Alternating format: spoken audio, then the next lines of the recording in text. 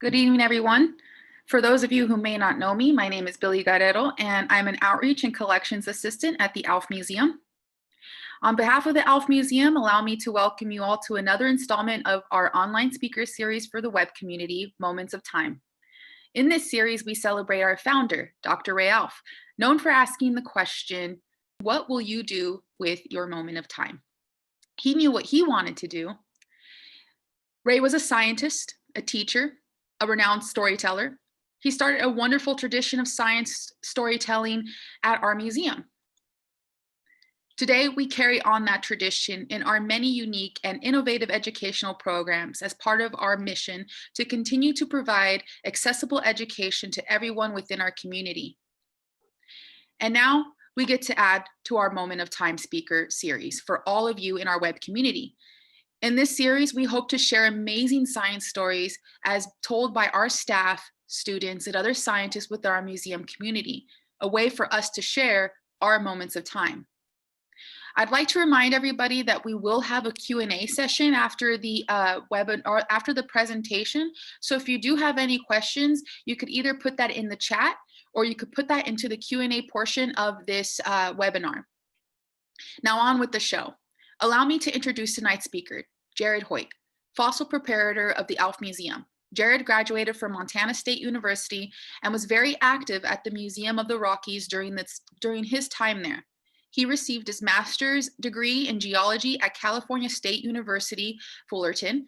As the preparator of the Malcom McKenna Fossil Preparation Lab, Jared is responsible for managing preparation projects and for the preparation, repair, and conservation of the museum's fossil specimens. Jared also assists in teaching the museum after-school program in our many field excavations. Welcome, Jared. And I'm going to stop sharing the screen now and give it over to you. Sounds good. Thanks for the intro. Of course. I'm going to take my glasses off because there is a lot of glare on those things. Well, should I just hop right to it? Yep. Let's see. All right. So as Billy mentioned, I did my undergrad at Montana State University, where I graduated in 2012. And my first year out in the field was 2008, 2009, and I loved it. It was my favorite part of paleontology was just being outside. So here we have pictures from eastern Montana in the Hell Creek Formation and western Montana, Egg Mountain, two famous localities. We actually have some Hell Creek material in the museum.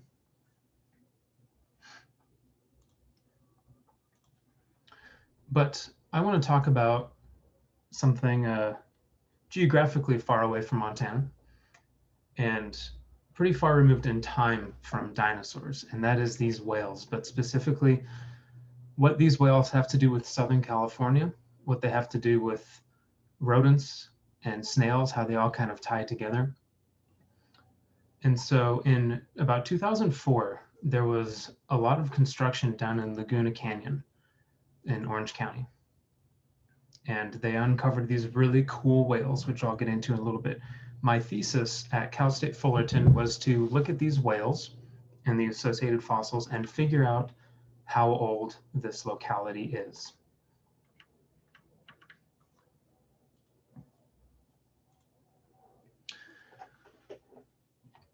So I'm going to talk a little bit about the background of my project. I'm going to talk about some rats, talk about some rat teeth, most importantly. I'm going to look at some invertebrates, and then we're going to tie it all together. But first, a little bit of background on whales or cetaceans. Whales are divided into two groups. You have the baleen whales, or mysticetes. These are like the really big filter feeding animals. And then we also have the second group, the odontocetes. That includes things like the sperm whale and dolphins. These are the toothed whales. So you have baleen and you have teeth. And the split between these whales came about 35 to 40 million years ago, right about there. And so you can see on the top here, here's our toothed whales. And down below are all of our baleen whales. For my purposes, and for this story, I'm not interested in these whales. They're cool, but we're not really worried about them. Let's look at a different view of this phylogeny. Now we can split this up into two groups. These are all of our baleen whales. The bottom ones are the whales that are alive today. These are baleen whales with baleen, and that's an important distinction because the other part of this group are baleen whales with teeth. These are toothed baleen whales. They might have had baleen and teeth. They might have only had teeth. The argument is still ongoing, but I'm not going to get engaged in that argument with those nerds because it's not important to me right now. But these are our toothed mysticetes, toothed baleen whales. They're found all throughout the Pacific margin, and on this graph here on the left, you can see all the orange and yellow localities. They have teeth, which are pretty gnarly. They may have possessed baleen, and currently one of the hypotheses is that the reason these teeth are so wicked looking and have so many cusps is because they aided in filtration. But the most important part, and the important part for our story, is that they went extinct about 23 million years ago. We think this because they're not found in any other localities. Once you hit the Myosin, they just don't appear anymore. And there's that red line. So you can see down on the bottom here, modern mysticetes survive, but all these toothed mysticetes are no more. All right, so let's bring it on back home to Southern California. This is Laguna Canyon Road. If you've ever hung out in Laguna Beach, you have driven down this road. And in 2003 to 2006, there was some mitigation in this orange highlighted area. Whenever there's mitigation in paleontology in California, there's always people, paleontologists out there to collect the fossils, make sure everything's being done right, because the process of constructing a road such as this, in this case an expansion, is going to destroy a lot of fossils. We want to save as many as we can.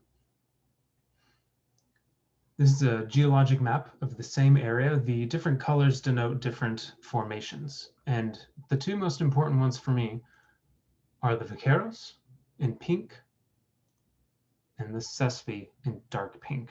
All right, so two words that we need to keep in mind, Vaqueros and Sespe.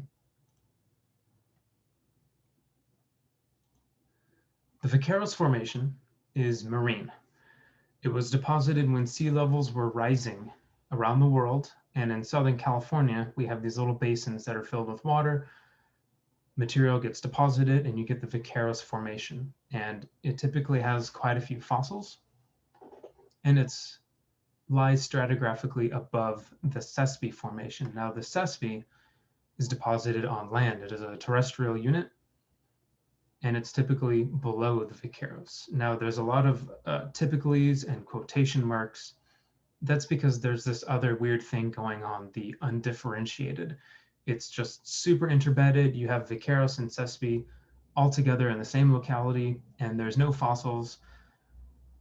What this tells me, as I was learning about this, is we don't really know what formation is what unless we have the fossils. So basically in California, if you have marine fossils and you're somewhere in the Oligocene or Miocene, you have Vaqueros. If you have terrestrial fossils in the same time period, it's Sespe. If you don't have fossils, then who knows? It is your best guess. The localities in Laguna Canyon are both Vaqueros and Sespe. They were highly fossiliferous. So we have things like rodent teeth. All of these are smaller than a millimeter. They're incredibly tiny. And we had about 710, 711 individual specimens. Lots of invertebrates, tons and tons of invertebrates, snails, clams, oysters, as well as marine vertebrates. So we had dolphins and whales, and this is an image of mitigation where people have created these jackets, and in their haste, because you have large equipment moving around and things ripping up the ground, they just attach the jackets to their cars and haul them out for preparation later. Now, it's been a little hard to figure out how old this locality is. For one, it's highly faulted. These rocks have been shifted around quite a bit, and in this little zoom in, you see all those dotted lines are faults where there's been some sort of offset. It's very hard to measure because the beds aren't, there's a lot of disconformities, so it's pretty messed up in there. And there's no absolute ages, absolute being something like you could get a specimen of, say, this turret snail and measure the amount of strontium within it. That would give you a numeric age. We tried to do that for part of my research and it just didn't work out. So we don't have absolute ages. However, the authors of this report that did the mitigation found that the locality was most likely early Miocene. They based that off of these whales, the snails, and the invertebrates, or whale, snails, and the rats.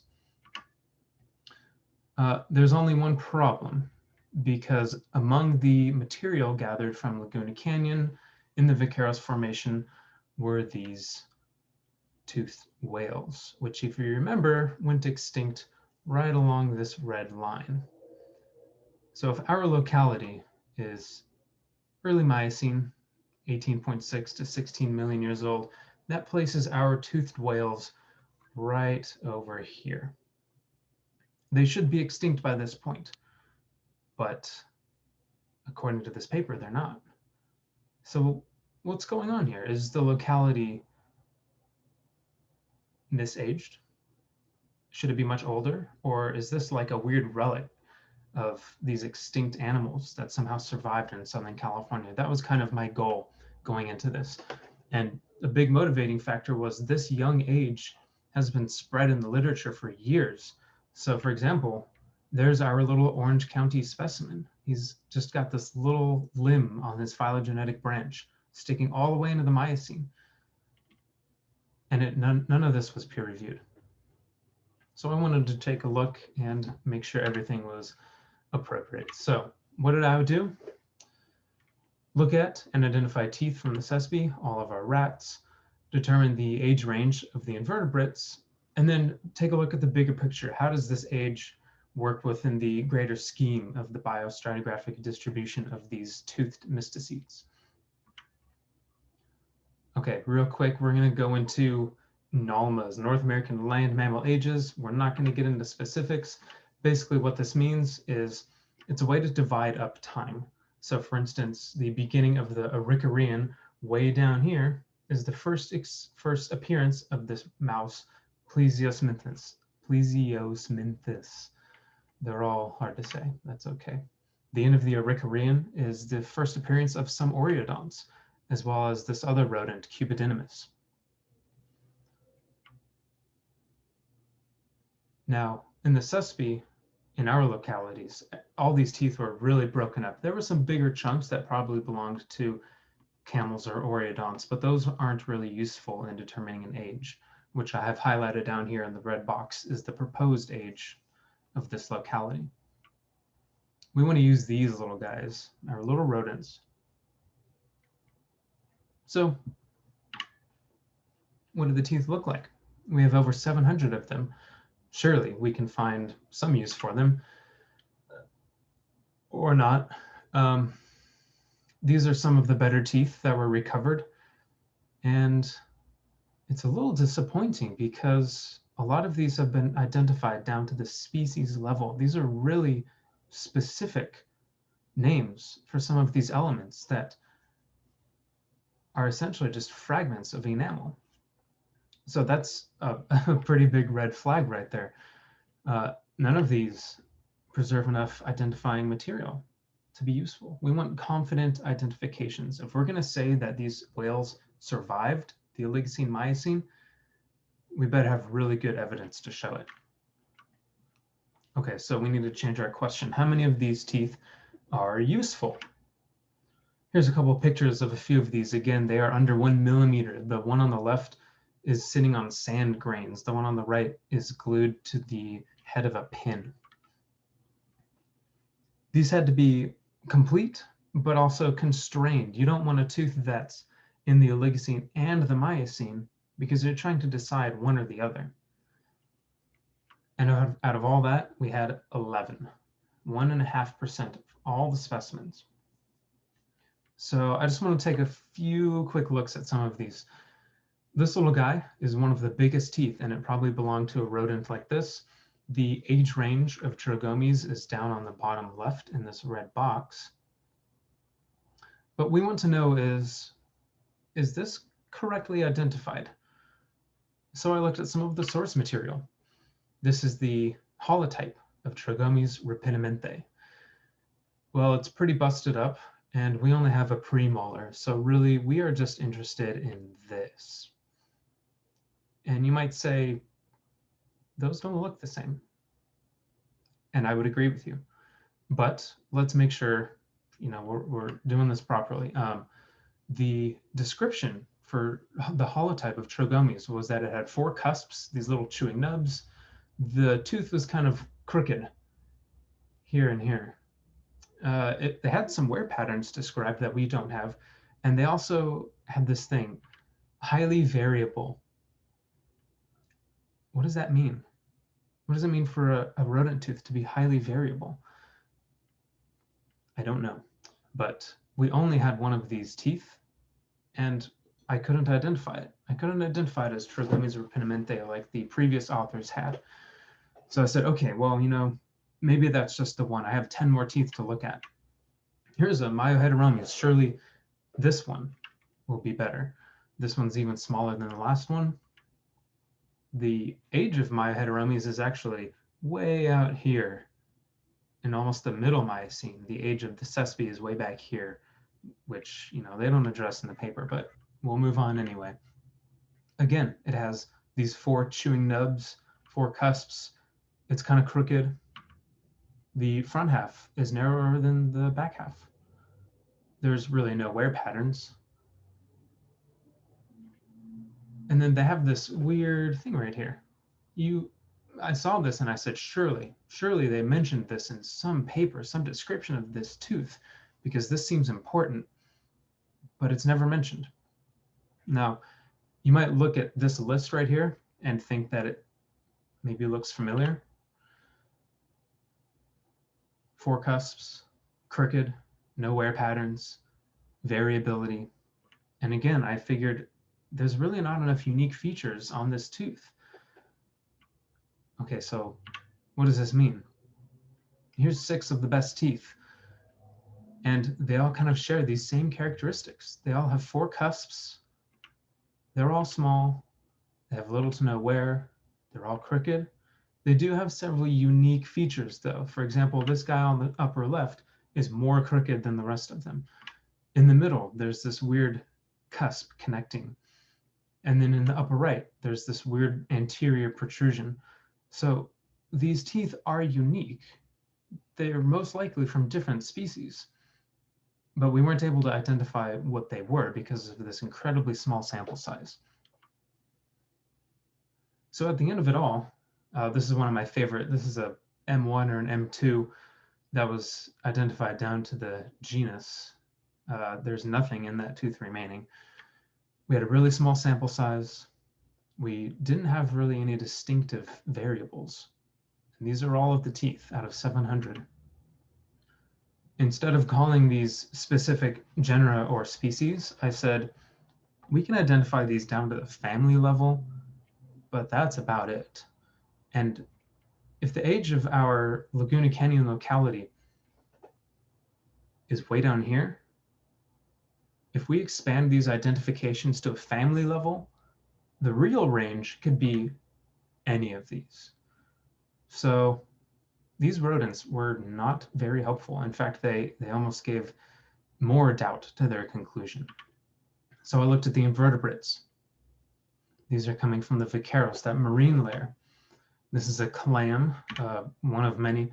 Only a few of these invertebrates were actually useful, though, and it was decided based on these invertebrates that the age of the Vaqueros was also middle Miocene, but could be as young as 14 million years old. That's really young if we have these whales that should have been extinct.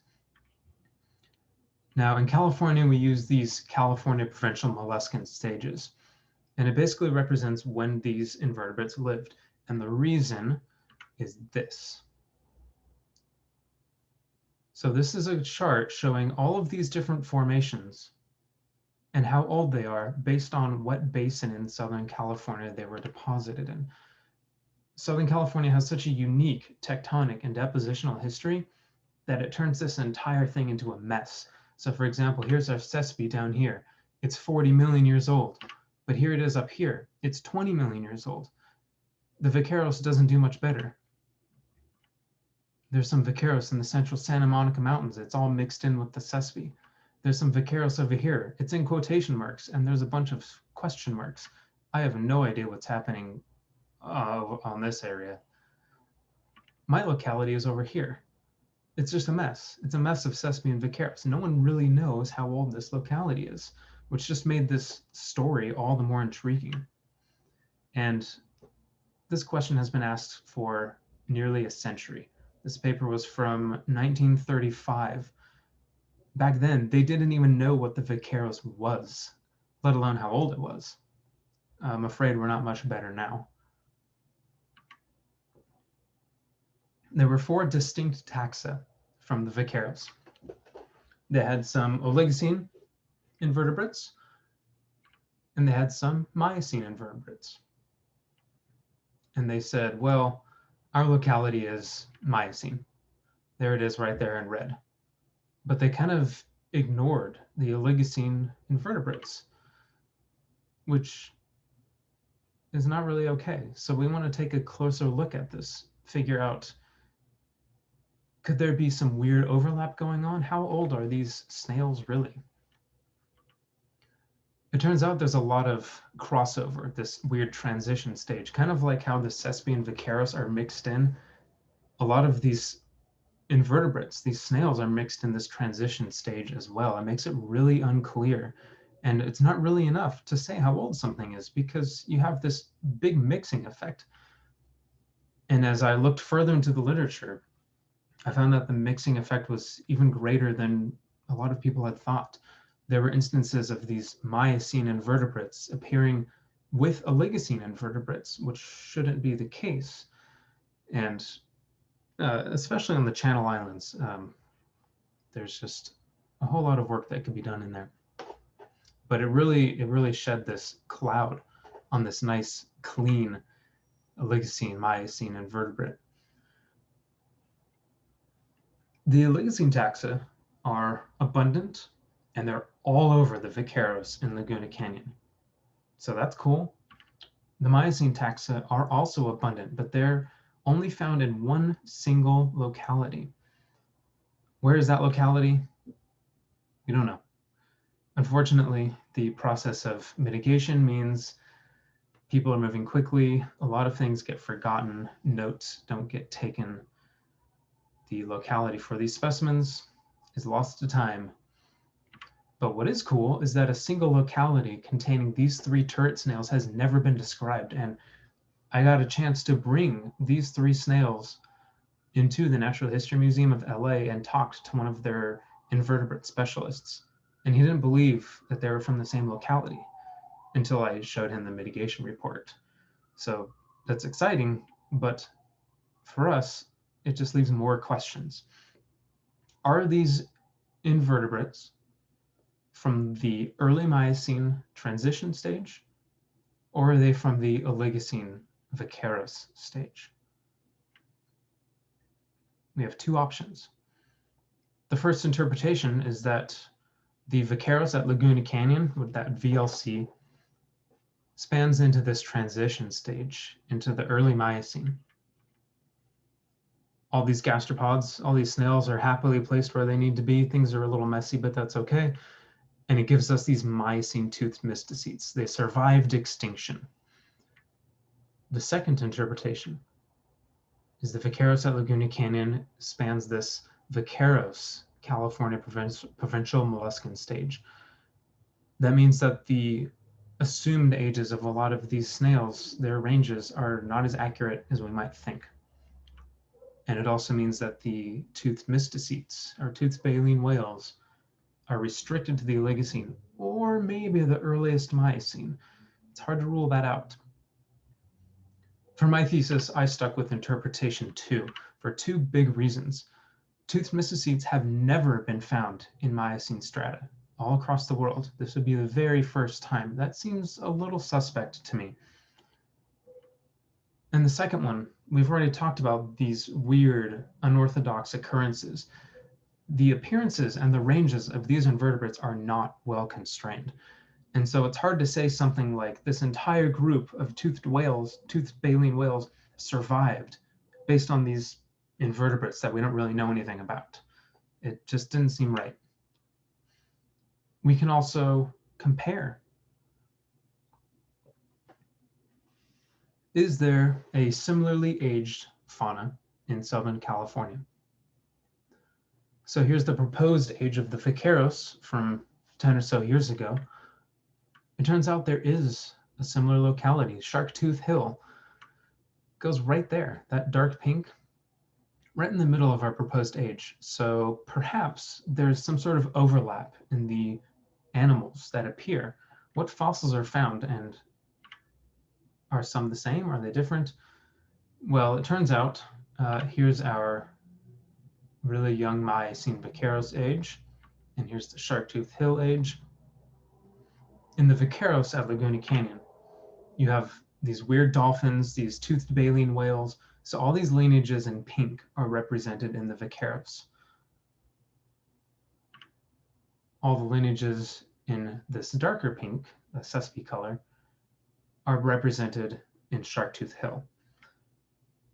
There is no overlap.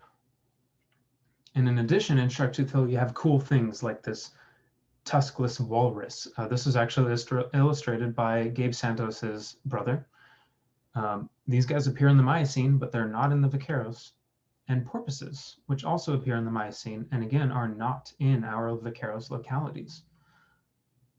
So even though these things are supposed to be the same age, there's no overlap in taxa. Again, these are some red flags. So how does this compare to these whales worldwide? Here's our locality. The toothed mysticetes in Southern California are super cool because they kind of bridge this gap between the Pacific Northwest and Baja California Sur way down here. It's the first instance of finding them, so even if we don't know how old they are, it's still really cool. All of our occurrences of toothed mysticetes are down here on the bottom left. This is what I believe is the wrong age of the Vaqueros. If we correct that based on our invertebrates, we get this age right here, which these boxes aren't perfect. There's a gap there, which means could we have Miocene toothed mysticetes? So here's an interesting graph. As I was kind of plumbing into this question, I couldn't say definitively whether our locality was maybe the earliest Miocene. It's possible, but is it possible that they could have survived just a little bit past the Oligocene? Well, here's the middle Miocene. We have almost 6,000 fossil localities, marine fossil localities, and about 300 of them are cetaceans. These are baleen whales and toothed whales. As we get a little older, we have even more localities, even more cetacean specimens. But right as we get into the very earliest Miocene, this weird thing happens. Where did our fossils go? All of a sudden, we're slashing the number of localities we have. And then as soon as we get back into the Oligocene, just a little bit older, we're way back up here with 3,600 localities. This is what is referred to in the literature as the fossil dark age, which is way more dramatic than it probably needs to be. But way down here in the Oligocene, we have these cool toothed mysticetes, a variety of body types, feeding strategies, different kinds of teeth, different body sizes. And then in the earliest Miocene, we don't really know what happens. And all of a sudden we get to the early middle Miocene, 10 million years later, and we have these really big baleen filter feeding whales. So what happened between point A, where we have these really cool toothed mysticetes, and point B, where we have no toothed mysticetes? We don't know. However, I did find one cool example. There's a group of mysticetes known as Eumysticetes. These guys started to evolve filter feeding first. They had really, really small vestigial teeth. They were thought to go extinct at the end of the Oligocene until someone found one. And if we look this up, this was found in New Zealand. And so there's Waharoa, our Eumysticete, and way up there on the top is our Adiocetid, our toothed mysticete from the Vaqueros at Laguna Canyon. So there is precedent for some of these organisms to have survived. Maybe not as young as this, but perhaps way down here in the earliest Miocene. Okay, so how old is the Vaqueros? This was the previous assumption. This is wrong. They supported this assumption with the rodents, which were damaged, didn't have good features, not very useful. And also only the teeth remained. There was no skulls, no anything else, just some teeth. They had invertebrates that they said were early Miocene. However, we figured out that all of these ranges of invertebrates are pretty malleable and not really enough to rely upon.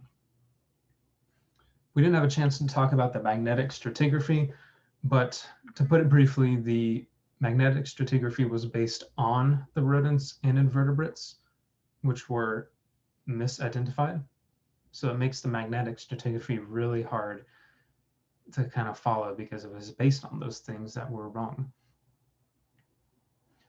Another line of evidence is that all of our Vaqueros taxa appear in the late Oligocene, not in the Miocene. However, we can't figure out if it's possibly the earliest Miocene. Did these toothed mysticetes survive into the earliest Miocene, or if it's strictly Oligocene? It's just hard to say. There's nothing to differentiate between those 2 points in time. Perhaps if we had more specimens, better identified rodents, that could be some sort of research in the future. But for now, it's sort of left us with more questions than answers. But the Vaqueros at Laguna Canyon is not as young as they said it was, so that was pretty exciting. And the research that I published, or that I wrote, will be published next year. So I'm looking forward to getting to talk to some of the whale experts, because I am by no means one of them. But it's exciting to kind of work on something that a lot of people are referencing and saying, hey, these are early Miocene toothed baleen whales, when in reality, they're not. So I'll just leave you with this photograph. This is where the mitigation took place. So I'm standing on a lot of the new growth over this area. So below my feet are more invertebrates, more whales that might be uncovered in the future when we have some more road work. And at that, I will open it up to questions. I like that picture at the end because it looks like you're just philosophizing on the rock. Yeah, my advisor had me pose, and I didn't hear him. All right. So thank you all so much for joining us today on Moments of Time. Some quick reminders before we close. I would like to invite you all to join us for our weekly live stream show, Fossil Friday Chats on YouTube, live every Friday morning at 10 a.m. Pacific time.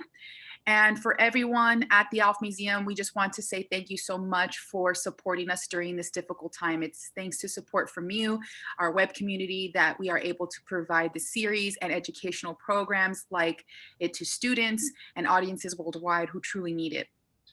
So if you have any questions, which I think I just see two in the Q&A. So Sam Barkey asks, how old is the oldest fossil whale known? Good question, Sam. As far as I know, the oldest whale fossil is Eocene. It's about 56 million years old. That's just off the top of my head. The baleen whales, the toothed baleen whales and all of these things, they have ancestors going back 35, 45 million years old. And it's really cool because some of these fossils have even been found in Antarctica. And so they're like this really cool widespread group, and we're still uncovering them. In fact, when I was making this presentation today, I had old figures from my thesis. And so I went on just to double check if they were, still accurate. And it turns out that a lot more of these whale fossils have been found. And so it's going to be some work to kind of catch up and figure out what's new. But yeah, a lot of these whales are really old. And, before they were whales swimming around, they were four-legged animals. So kind of depends on where you want to draw the line too. Okay, another question from Andy Farkey, who says, do snails from your project have close relatives alive today? Yes, turret snails are still alive. The ones in my research, Turritella temporensis and Okeana and Inazana, are not alive today. But yeah, turret snails are pretty plentiful. You go out on the beach and look into the tide pools, you might be able to find some. All right. And Laura asks, do you have a favorite fossil that you worked on in the Alf collection? Ooh. That's a really hard one. I'm not prepared to answer that.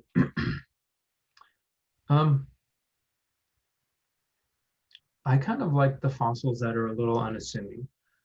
I think one of maybe like my top 5 was a big block that someone had collected from Barstow, and it had a little bit of bone on the edge. The whole thing was probably 25 or 30 pounds.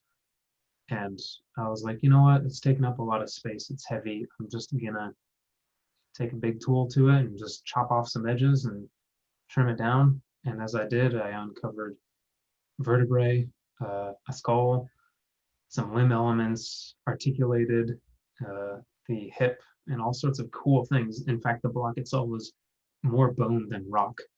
And so that's probably pretty high up there, but there's been a lot of really fun projects. The pterosaur is one, the turtle skull is one. Yeah. I was gonna say the turtle skull. I know you love the turtle skull. Yeah, I miss working on them. So Bailey asked, did you like studying the snails or the rodent teeth better? The rodent teeth are really, really hard to identify. And I knew nothing about rodent teeth going in, and I was going down the rabbit hole of how did people start to name these things? And even today, people can't agree on even what different parts of the tooth are called. So it makes identifying them and communicating how you've identified them very, very difficult. But I do think that they are easier to use for biostratigraphic dating than the turret snails. The turret snails are really easy to identify.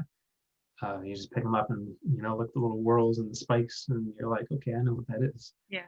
But they're a lot less constrained than the rodents. So don't make me pick. I was like, you didn't give the answer. Okay. So Larry Ashton asks, he says, Jared, you are a very compelling speaker. Thank you. What led you to choosing this project? How long did you spend on it? I went to Cal State Fullerton and met with my potential advisor, and we went over a couple projects. I've always been more interested in the geology side of paleontology than the biology side. And so one project was looking at a bunch of walruses and measuring their skulls and plotting out the evolution of walruses. That was not exciting to me. I wanted to work with the rocks and geologic maps. So I just kind of fell into this project, and instead of focusing on identifying things, it was more like, what's the bigger picture? What can the geology of this area tell us? And I probably spent about 2 years working on the thesis. Cool. I remember when you were working on your thesis, and it just seems like time goes by so fast. I was right. Okay, so Jesus asks, could science attribute a major tectonic event as a cause for major fossil movement in regards to the Vaquero areas in Laguna Beach? Yes, that is a great question. In fact, I'm gonna jump back a whole bunch of slides and show you a cool picture.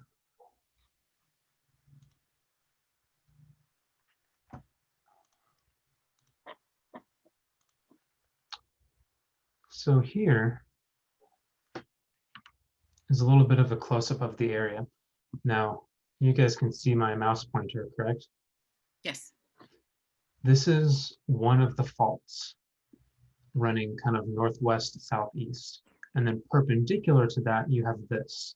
This is the contact between the two formations, the Vaqueros up here and the Sespe down here. So it was deposited flat, and then you have this big shift. And if you follow it down to the south, you see that line once again. Mm-hmm. This is most likely that contact. So in reality, this had probably been shifted down, or this had been shifted up to the north. You see a similar thing down here where you have a fault where you go from Sespe Vaqueros back to Sespe, back to Vaqueros with this little nugget of Sespe or Vaqueros in the middle. So yeah, it's entirely possible that these fossils have been shifted. For instance, you could have a shift down to the south and have material from the Vaqueros weather downhill. This is a pretty steep slope, weather downhill into the Sespe. It just muddies the waters. It makes things really messy. And this is a bit of a simplified geologic map too. It is not a pretty locality. So these sort of tectonic and geologic events are super important when we're asking these questions of how old something is, because it's been however many million years. A lot of things happened in that time period. So don't overlook those things. That's a really good question. Yeah. Okay, so Ian asks, is there a specific whale species alive today you know of that is closely related to the one you used in your study? Nope. They're all gone. All gone. If we go back to our phylogenetic tree,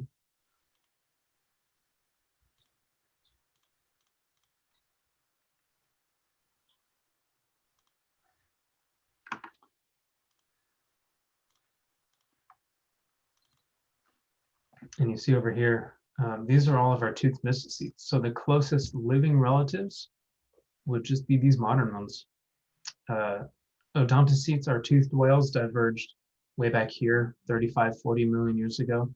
So these toothed mysticetes are closely related to our modern mysticetes, but still pretty far removed. Okay. So Paige asks, she says, hi, Jared, great presentation. Are there any other methods to ID the age of the Vaqueros, i.e. isotope or radiometric other than SR, which could help clarify? Yes, there's a couple isotopes that you could use. I don't recall off the top of my head what they would be. We picked strontium because it's been used before and it's pretty durable. But what we found is I sent a bunch of samples up to Canada to have them laser ablated. So they basically blast these snails with a laser, which they probably never expected when they were alive, and turn them into powder. And then they measure the powder and figure out, what's the ratio of isotopes. Mm-hmm. And within a single sample, depending on where they hit that laser, they got different amounts by huge degrees. Not just strontium, but magnesium, manganese, calcite's not really useful, but any sort of elements and isotopes that would be in those snails just were all over the place. And what that tells us is that these snails were probably weathered, reworked. They weren't buried like some of our like parrot specimens, which were just deposited suddenly and then hanging out there. These were probably exposed, reburied. You had water flowing across them, which is going to change the isotopic signature within each individual snail in different areas. The whole thing was a mess, and so we were like, we gave it a shot. Yeah. Okay. So Mark asks, is the Vaqueros an inland sea or a bay? A bay. And in fact, there's some really cool old maps from like 1932 that showed the California coast. Kitty. Hi. That showed the California coast based on the location of the Vaqueros formation.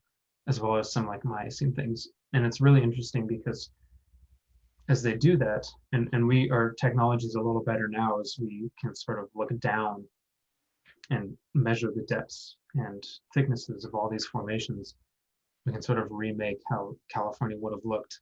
I wish I had a picture available.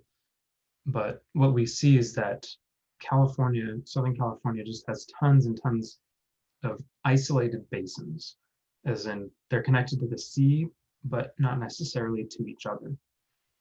And so each of these basins is going to have different deposition, different rates of deposition. They might have been filled at different times or evaporated and drained at different times, which makes it really hard to correlate all of these things, which is why that one graph was just such a mess and why people have been trying to figure this out for so long.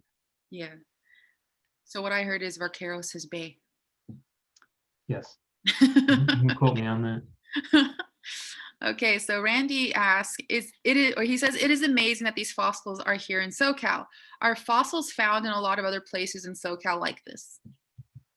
Yes, all over the place. Anytime you have mitigation, anytime you have construction, you're going to find fossils. In fact, Los Angeles County's official gemstone is just a big rock with a bunch of invertebrate fossils in it.